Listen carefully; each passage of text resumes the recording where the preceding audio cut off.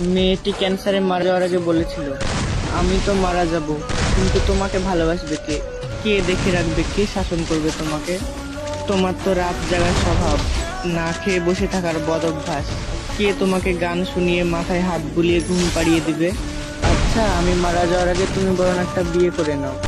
আমি মারা যাওয়ার আগে দেখে যেতে চাই যে তুমি ভালো থাকবে আমাকে ছাড়াও।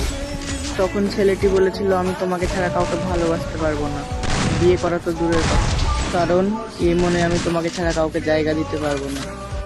আমি একান্তই তোমার, আর তুমি শুধুই আমার। তৃতীয় কারো অনুমতি নেই এখানে আসার।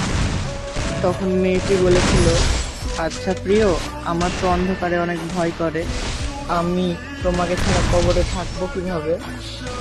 এই কথা বলার কিছুদিন পর মেয়েটি মারা যায়, আর ছেলেটি প্রতি রাতে মেয়েটির কবরে বসে থাকে। একের পর এক